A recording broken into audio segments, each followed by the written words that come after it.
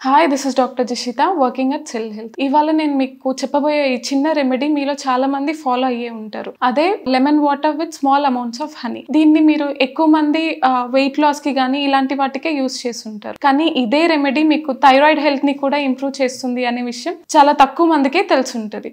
So ఈ lemon water అనేది మనకి థైరాయిడ్ హెల్త్ ని ఎలా ఇంప్రూవ్ చేస్తుంది అనేది ఈ వీడియోలో మనం క్లియర్ గా తెలుసుకుందాం. లెమన్ లో మనకి వైటమిన్ సి అనేది అధిక మోతాదులో ఉంటది. ఈ వైటమిన్ సి అనేది మనకి థైరాయిడ్ హార్మోన్ ప్రొడక్షన్ లో మేజర్ రోల్ ప్లే చేస్తూ ఉంటది. అది ఎస్పెషల్లీ మనకి T3 T4 కన్వర్షన్ లో మనకి వైటమిన్ సి అనేది మేజర్ రోల్ ప్లే చేస్తూ ఉంటది. ఇది కాకుండా వైటమిన్ సి కి ఇంకా అందులో లెమన్ లో ఉండే ఫ్లావనాయిడ్స్ కి యాంటీ ఇన్ఫ్లమేటరీ ప్రాపర్టీస్ అనేవి ఉంటాయి అన్నమాట. సో ఎప్పుడైతే మనకి ఈ థైరాయిడ్ T3 T4 కన్వర్షన్ అనేది జరుగుతుందో ఫ్రీ రాడికల్స్ కూడా ఎక్కువగా ఫామ్ అవుతూ ఉంటాయి. సో ఈ వైటమిన్ సి ఇంకా ఫ్లావనాయిడ్స్ అనేవి మనకి ఫ్రీ రాడికల్స్ ని న్యూట్రలైజ్ చేసి ఆక్సిడేటివ్ స్ట్రెస్ ని తగ్గించి ఇన్ఫ్లమేషన్ కూడా తగ్గిస్తూ ఉంటుంది.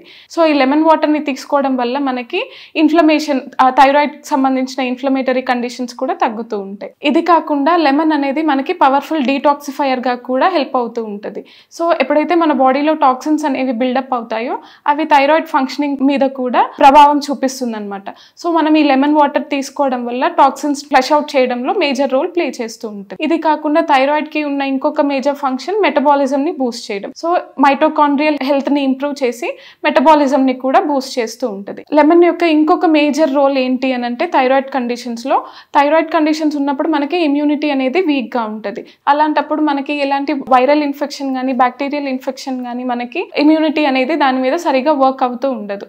సో ఇలాంటప్పుడు మనకి ఈ ఇన్ఫెక్షన్స్ అనేవి ఆటో ఇమ్యూన్ కండిషన్స్ కి కానీ లేదా హషిమోటోస్ థైరాయిడైటిస్ ని ట్రిగర్ చేసే అవకాశాలు ఎక్కువగా ఉంటాయి అన్నమాట.